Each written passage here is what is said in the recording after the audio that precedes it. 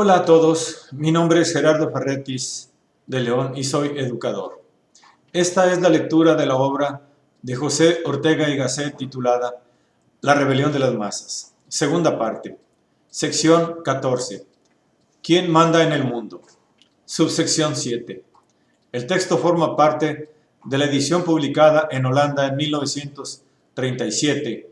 Para una mejor comprensión de esta lectura, las frases y expresiones en inglés, latín, italiano, francés y portugués fueron reemplazadas por su equivalente más cercano del español.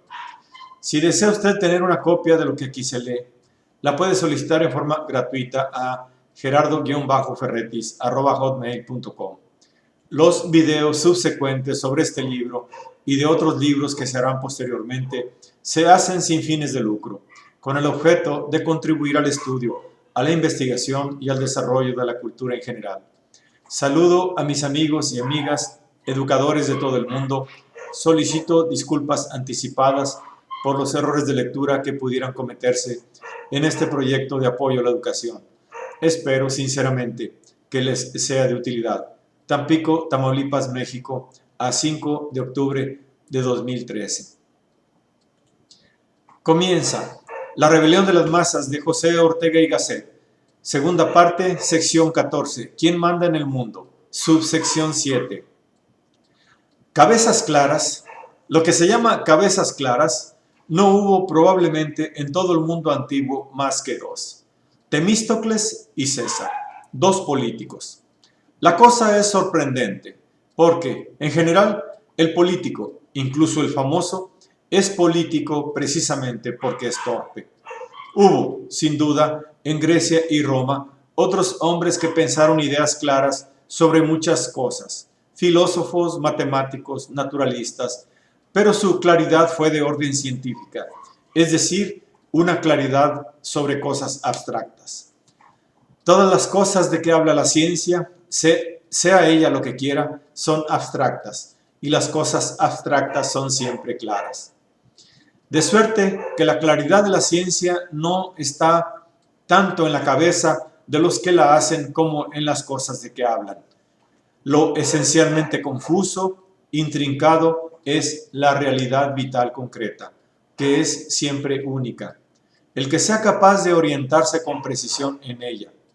El que vislumbre bajo el caos que presenta toda situación vital la anatomía secreta del instante, en suma, el que no se pierda en la vida, ese es de verdad una cabeza clara. Observad a los que os rodean y veréis cómo avanzan perdidos por su vida. Van como sonámbulos dentro de su buena o mala suerte, sin tener la más ligera sospecha de lo que les pasa. Los oiréis hablar en fórmulas taxativas sobre sí mismos y sobre su contorno, lo cual indicaría que poseen ideas sobre todo ello. Pero si analizáis someramente esas ideas, notaréis que no reflejan mucho ni poco la realidad a que parecen referirse, y si ahondáis más en el análisis, hallaréis que ni siquiera pretenden ajustarse a tal realidad. Todo lo contrario, el individuo trata con ellas de interceptar su propia visión de lo real, de su vida misma, porque la vida es por lo pronto un caos donde uno está perdido. El hombre lo sospecha, pero le aterra encontrarse cara a cara con esa terrible realidad y procura ocultarla con un telón fantasmagórico donde todo está muy claro. Le trae sin cuidado que sus ideas no sean verdaderas. Las emplea como trincheras para defenderse de su vida, como aspavientos para ahuyentar la realidad. El hombre de cabeza clara es el que se liberta de esas ideas fantasmagóricas y mira de frente a la vida y se hace cargo de todo en ellas, y se hace cargo de que todo en ellas es problemático y se siente perdido. Como esto es la pura verdad, a saber que vivir es sentirse perdido, el que lo acepta ya ha empezado a encontrarse, ya ha comenzado a descubrir su auténtica realidad, ya está en lo firme. Instintivamente, lo mismo que el náufrago, buscará algo a que agarrarse, y esa mirada trágica, perentoria, absolutamente voraz, porque se trata de salvarse, le hará ordenar el caos de su vida.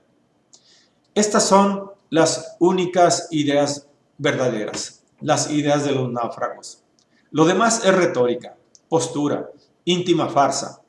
El que no se siente de verdad perdido, se siente inexorable, se pierde inexorablemente. Es decir, no se encuentra jamás, no topa nunca con la propia realidad. Esto es cierto en todos los órdenes, aún en la ciencia. No obstante ser la ciencia de suyo una huida de la vida, la mayor parte de los hombres de ciencia se han dedicado a ella por terror a enfrentarse con su vida. No son cabezas claras. De aquí su notoria torpeza ante cualquier situación concreta.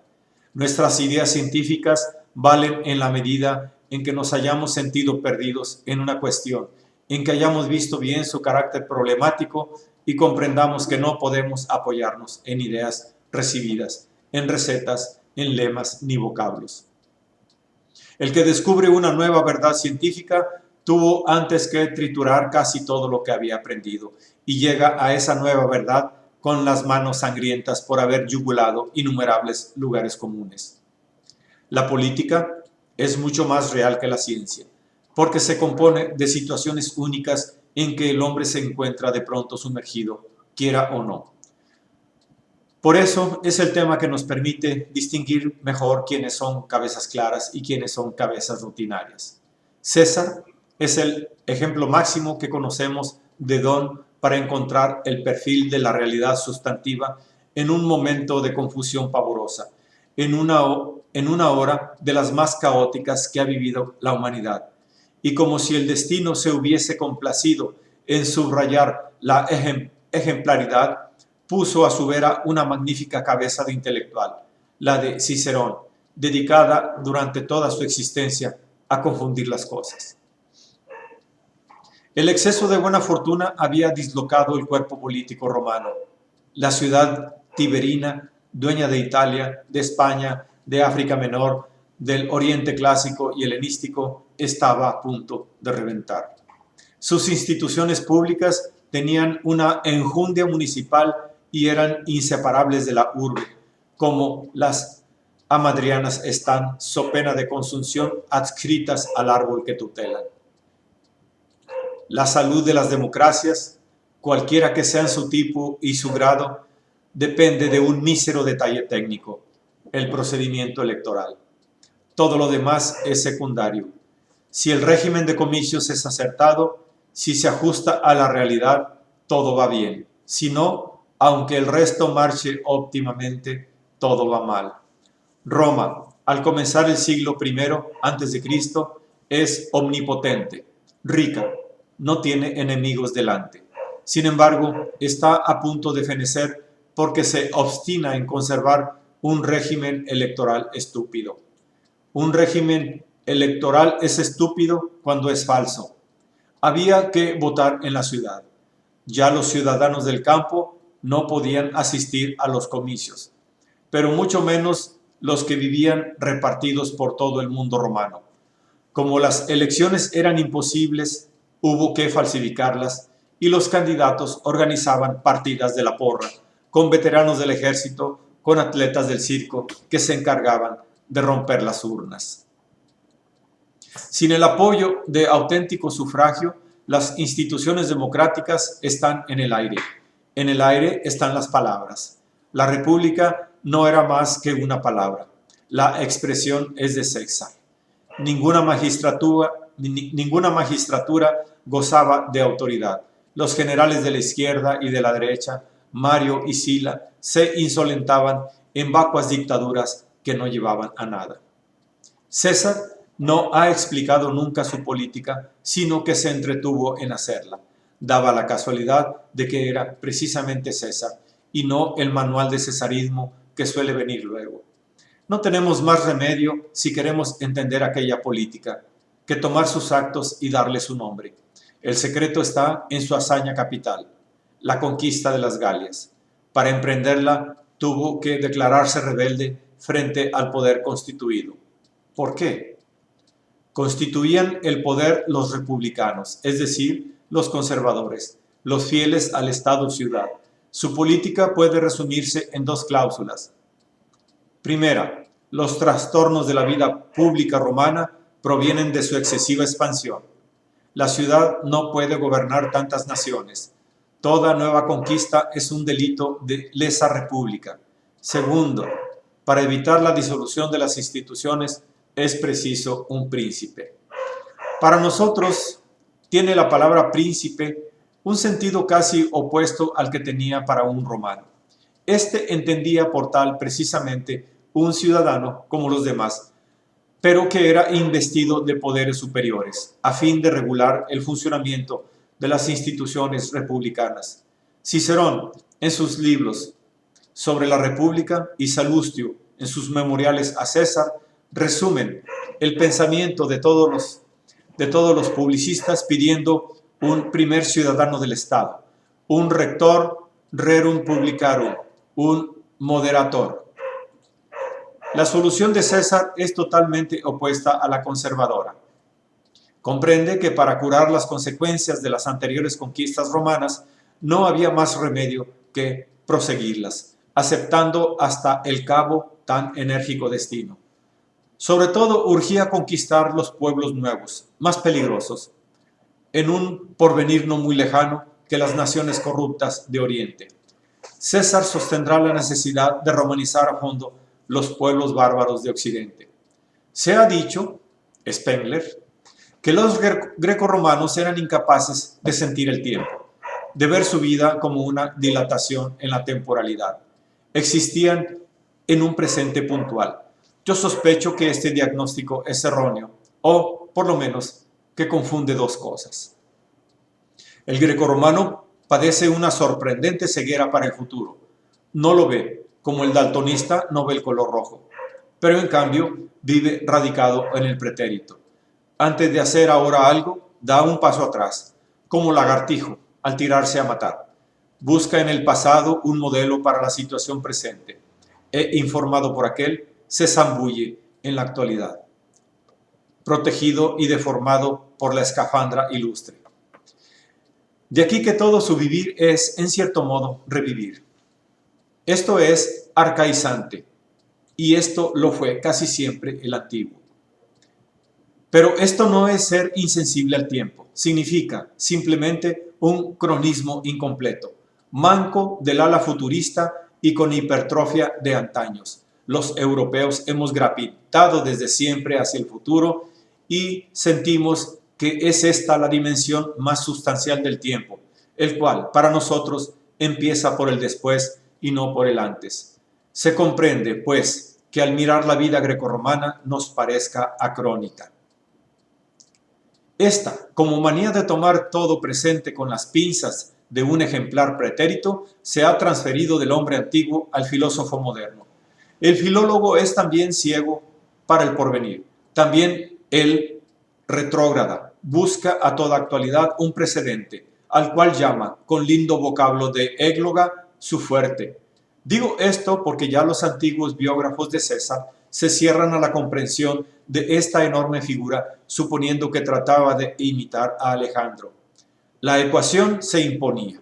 Si Alejandro no podía dormir pensando en los laureles de Milcíades, César tenía por fuerza que sufrir insomnio por los de Alejandro. Y así sucesivamente. Siempre el paso atrás y el pie de hogaño en huella de antaño. El filólogo contemporáneo repercute al biógrafo clásico.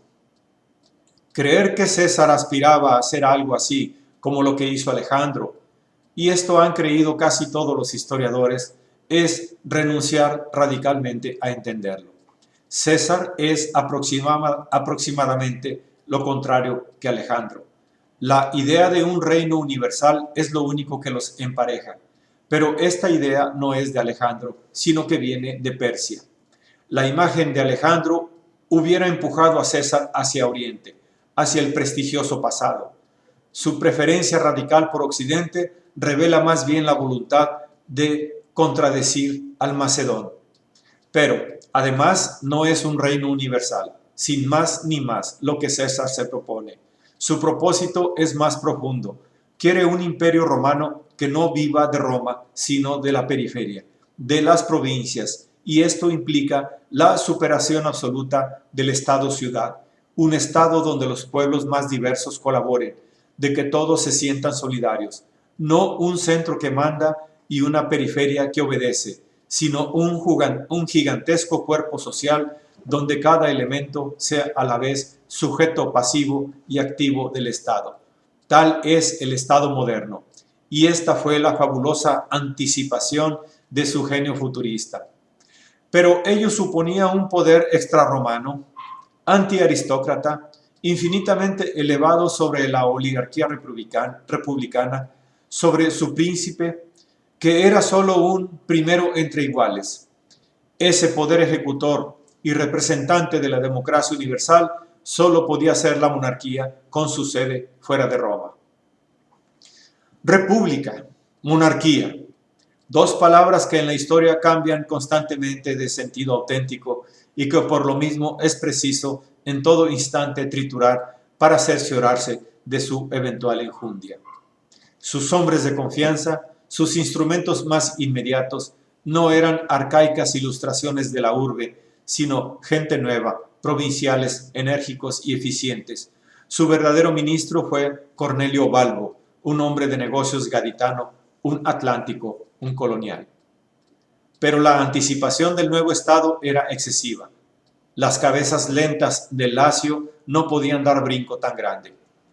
La imagen de la ciudad, con su tangible materialismo, impidió que los romanos viesen aquella organización novísima del cuerpo público. ¿Cómo podían formar un Estado hombres que no vivían en una ciudad?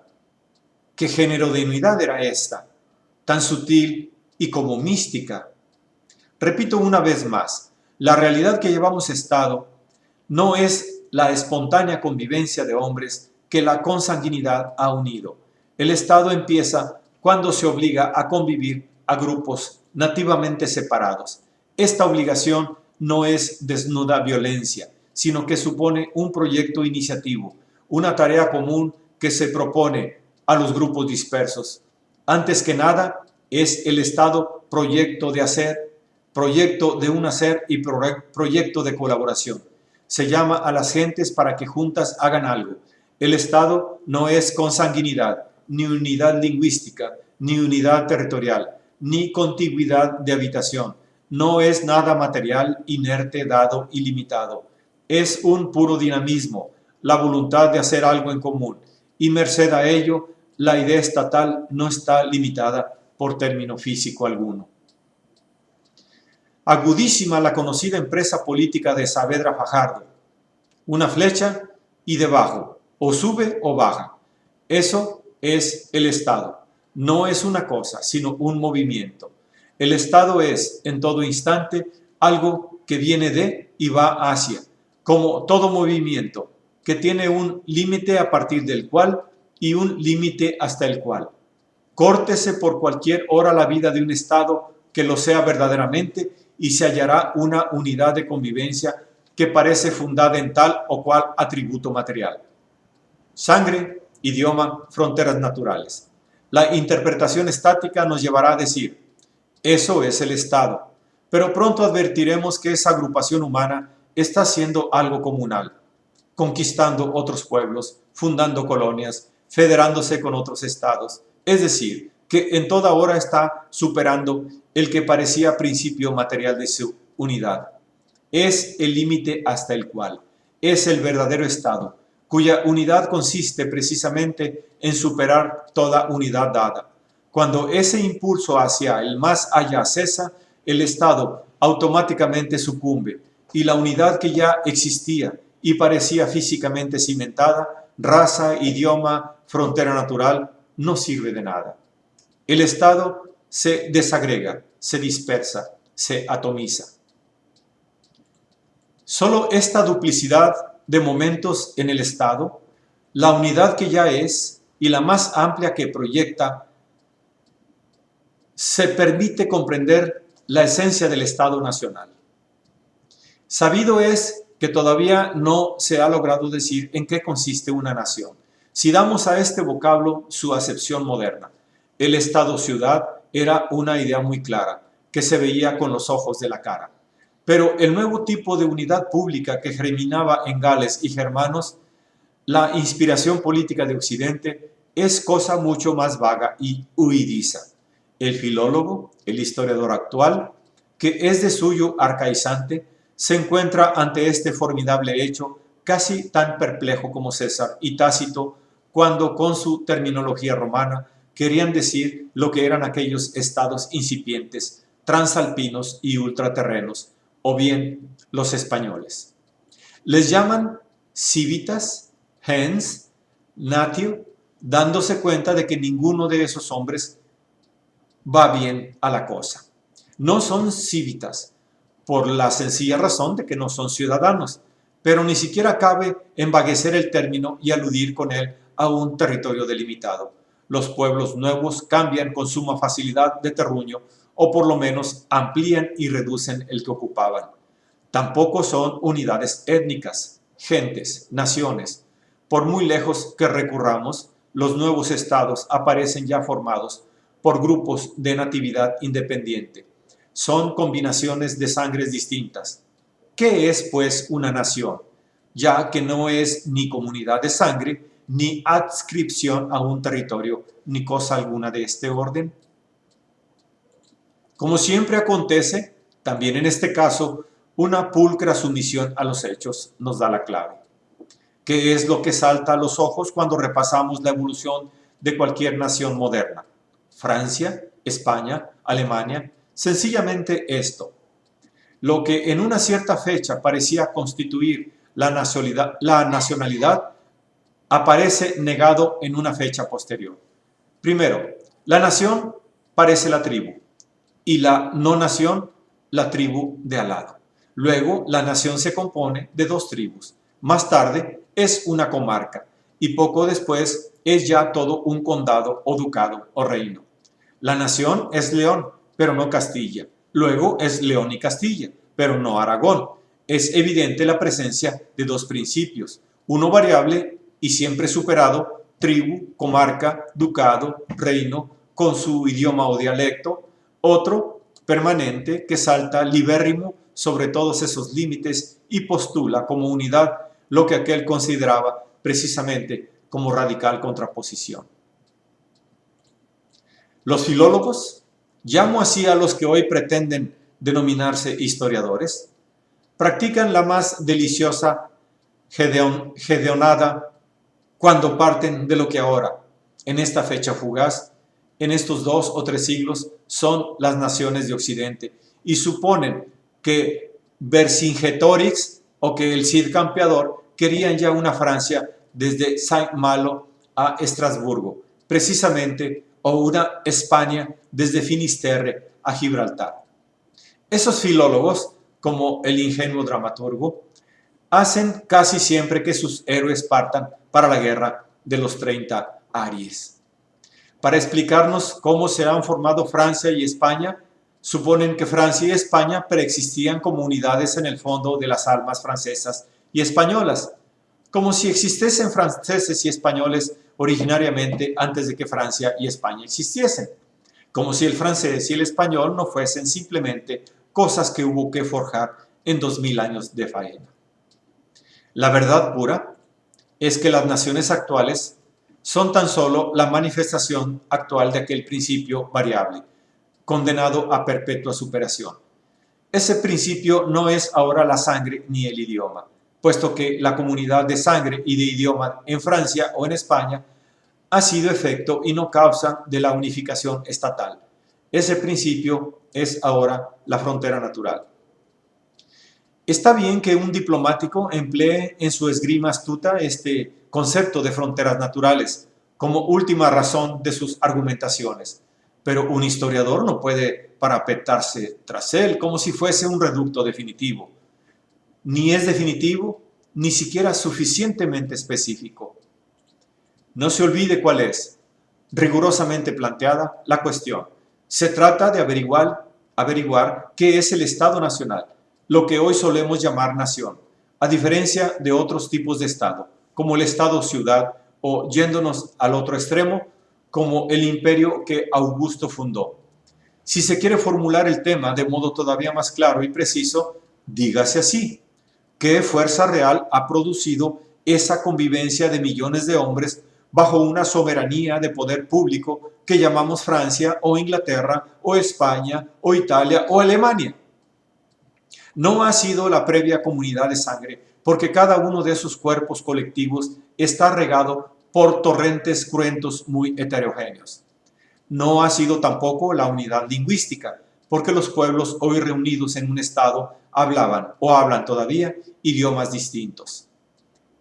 La relativa homogeneidad de raza y lengua de que hoy gozan, suponiendo que ello sea un gozo, es resultado de la previa unificación política. Por lo tanto, ni la sangre ni el idioma hacen al Estado Nacional. Antes bien, es el Estado Nacional quien nivela las diferencias originarias del glóbulo rojo y su articulado. Y siempre ha acontecido así. Pocas veces, por no decir nunca, habrá el Estado coincidido con una identidad previa de sangre o idioma. Ni España es hoy un Estado nacional porque se hable en toda ella el español, ni fueron Estados nacionales Aragón y Cataluña porque en un cierto día, arbitrariamente escogido, coincidiesen los límites territoriales de su soberanía con los del habla aragonesa o catalana. Más cerca de la verdad estaríamos si, respetando la casuística que toda realidad ofrece, nos acostásemos a esta presunción. Toda unidad lingüística que abarca un territorio de alguna extensión es, casi seguramente, precipitado de alguna unificación política precedente. El Estado ha sido siempre el gran truchimán. Hace mucho tiempo que esto consta y resulta muy extraña la obstinación con que, sin embargo, se persiste en ella. A la nacionalidad como fundamentos, la sangre y el idioma. En lo cual yo veo tanta ingratitud como incongruencia, porque el francés debe su Francia actual y el español debe su actual España a un principio X, cuyo impulso consistió precisamente en superar la estrecha comunidad de sangre y de idioma, de suerte que Francia y España consistirían hoy en lo contrario de lo que las hizo posibles. Pareja tergiversación se comete al querer fundar la idea de nación en una gran figura territorial, descubriendo el principio de unidad que sangre e idioma no proporcionan en el misticismo geográfico de las fronteras naturales. Tropezamos aquí con el mismo error de óptica. El azar de la fecha actual nos muestra a las llamadas naciones instaladas en amplios terruños de continente o en las islas adyacentes. De esos límites actuales se quiere hacer algo definitivo y espiritual. Son, se dice, fronteras naturales, y con su naturalidad se significa una como mágica predeterminación de la historia por la forma telúrica. Pero este mito se volatiliza enseguida, sometiéndolo al mismo razonamiento que invalidó la comunidad de sangre y de idioma como fuentes de la nación. También aquí, si retrocedemos algunos siglos, sorprendemos a Francia y a España disociadas en naciones menores con sus inevitables fronteras naturales. La montaña fronteriza sería menos prócer que el Pirineo o los Alpes, y la barrera líquida menos caudalosa que el Rin, el paso de Calais o el estrecho de Gibraltar. Pero esto demuestra solo que la naturalidad de las fronteras es meramente relativa, depende de los medios económicos y bélicos de la época. La realidad histórica de la famosa frontera natural consiste sencillamente en ser un estorbo a la expansión del pueblo A sobre el pueblo B, porque es un estorbo de convivencia o de guerra. Para A es una defensa para B. La idea de frontera natural implica, pues, ingenuamente, como más natural aún que la frontera, la posibilidad de la expansión y fusión ilimitadas entre los pueblos. Por lo visto, solo un obstáculo material les pone un freno. Las fronteras de ayer y de anteayer no nos parecen hoy fundamentos de la nación francesa o española, sino al revés. Estorbos que la idea nacional encontró en su proceso de unificación. No obstante lo cual, queremos atribuir un carácter definitivo y fundamental a las fronteras de hoy a pesar de que los nuevos medios de tráfico y guerra han anulado su eficacia como estorbos. ¿Cuál ha sido entonces el papel de las fronteras en la formación de las nacionalidades, ya que no han sido el fundamento positivo de estas? La cosa es clara y de suma importancia para entender la auténtica inspiración del Estado Nacional frente al Estado-Ciudad. Las fronteras han servido para consolidar en cada momento la unificación política ya lograda. No han sido, pues, principio de la nación, sino al revés. Al principio fueron estorbo y luego, una vez allanadas, fueron medio material para asegurar la unidad. Pues bien, es exactamente el mismo papel corresponde a la raza y a la lengua. No es la comunidad nativa de una u otra lo que constituyó la nación, sino al contrario.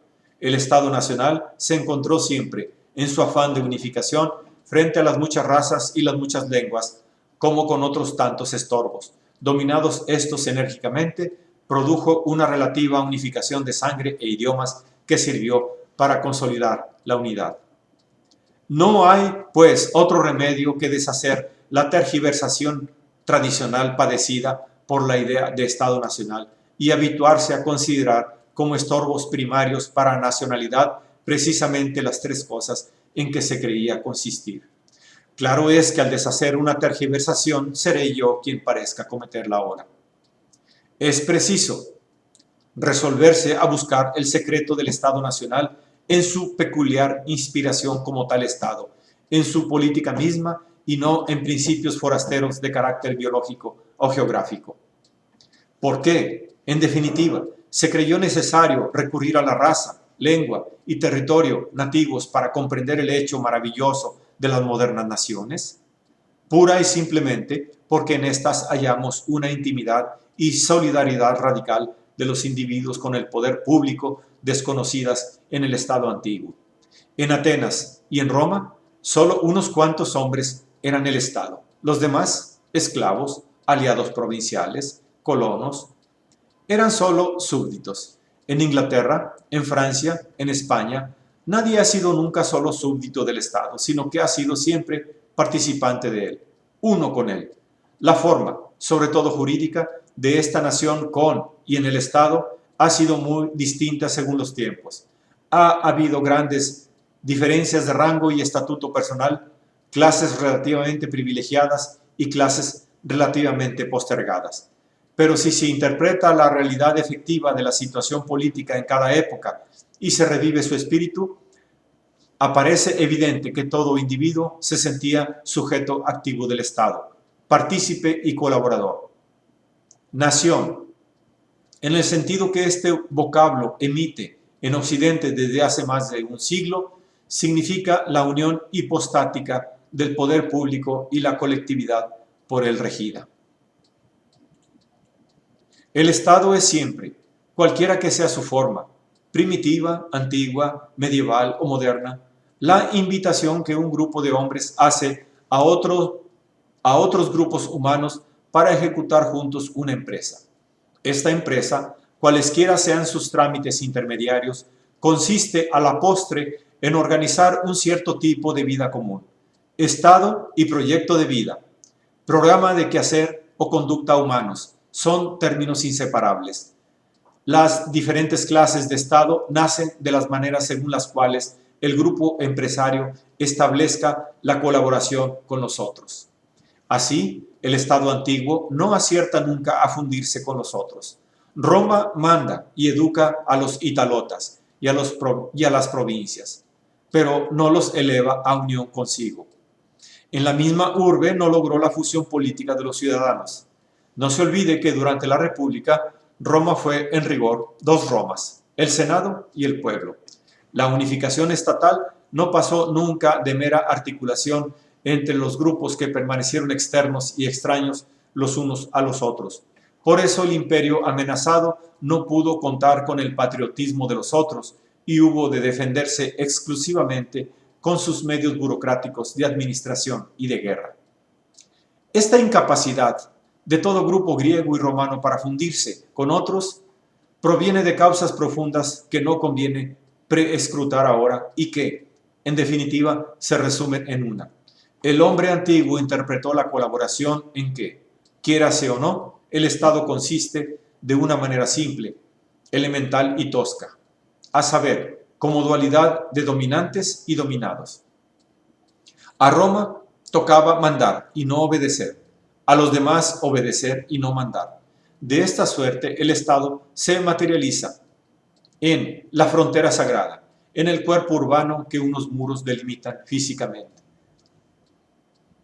Pero los pueblos nuevos traen una interpretación del Estado menos material.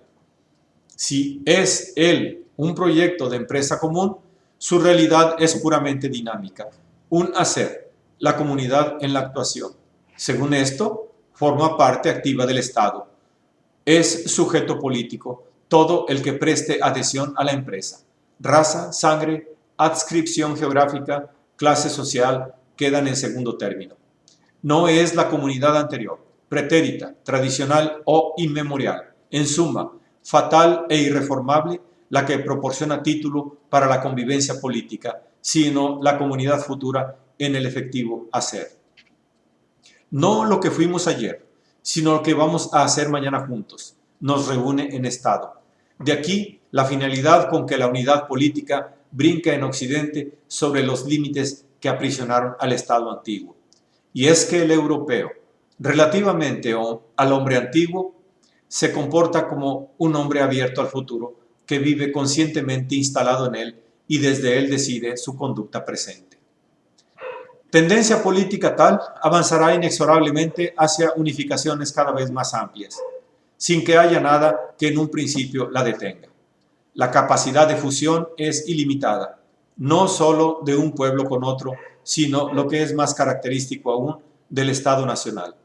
La fusión de todas las clases sociales dentro de cada cuerpo político. Conforme crece la nación territorial y étnicamente, va haciéndose más una la colaboración interior. El Estado nacional es en su raíz misma democrática, en un sentido más decisivo que todas las diferencias en las formas de gobierno. Es curioso notar que al definir la nación fundándola en una comunidad de pretérito, se acaba siempre por aceptar como la mejor la fórmula de Renan, simplemente porque en ella se añade a la sangre, el idioma y las tradiciones comunes un atributo nuevo, y se dice que es un plebiscito cotidiano. Pero, ¿se entiende bien lo que esta expresión significa? No podemos darle ahora un contenido de signo opuesto al que Renan le insuflaba y que es, sin embargo, mucho más verdadero. Termina La rebelión de las masas de José Ortega y Gasset. Segunda parte, sección 14. ¿Quién manda en el mundo? Subsección 7.